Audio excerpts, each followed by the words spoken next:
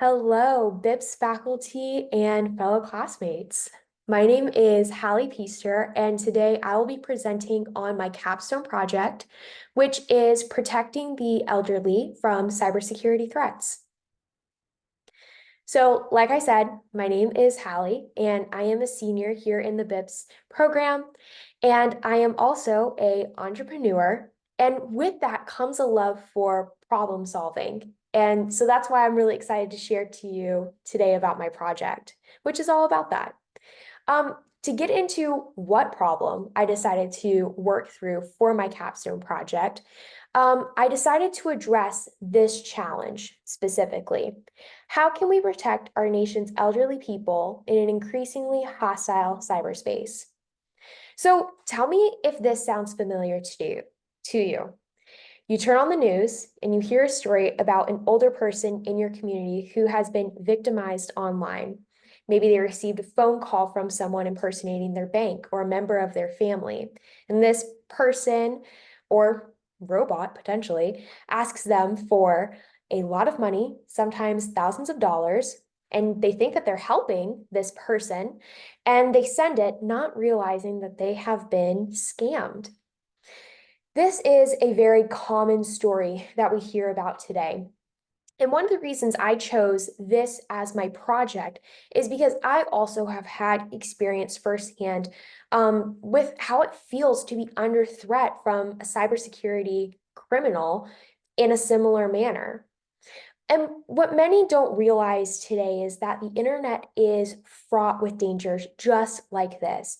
And for our nation's elderly people who are largely technologically illiterate, this is a huge challenge for them. So, knowing this, I wanted to work on a small actionable solution for how I could help elderly people in my community understand and avoid online dangers like this. So, here's how I went about that. To begin addressing this problem, I needed to gather information about my target demographic. So, I created a survey. And that initial survey was for a few questions, and I identified a list of 11 elderly people that I knew I could send this to. And the purpose of this survey was really to understand what sort of technological literacy they had, and their perceptions on the internet in general. So, out of the 11 people I sent this survey to, about seven responded back to me with feedback. My survey was qualitative in nature with the goal to understand their perceptions through open-ended questions.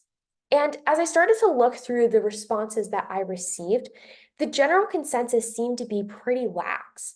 My participants did not spend a lot of time online and did generally low risk activities. But an emerging pattern that I saw was that my participants primarily use the internet to check emails, go on Facebook, and read news articles. So this meant that they were generally at risk for phishing scams, interpersonal relationship scams, and getting malware on their computers. So when reflecting on these things, I realized that a common denominator was their focus on reading. And it makes sense because a lot of them grew up reading newspapers instead of watching YouTube videos. So I felt that it was important to have a human-centered solution that spoke to that aspect of their lives. So I decided to create a demographic infographic, which you can see right here, that has 5 really important cybersecurity tips for them to be following. After creating this graphic, I sent it out to my 7 respondents for review, and after a few days, about 4 got back to me with feedback. One I do want to highlight to you actually came from my grandma, which was very cute, and I'll give you a little tidbit right here. But she shared with me about how, after reading over this infographic, that she learned about how, basically she didn't know that AI robocalls were a thing and that you really can't trust every person that calls you, and how important that was for her to find out. and about how my grandpa was so impressed with this that he actually printed out and put it on the refrigerator, which I thought was adorable.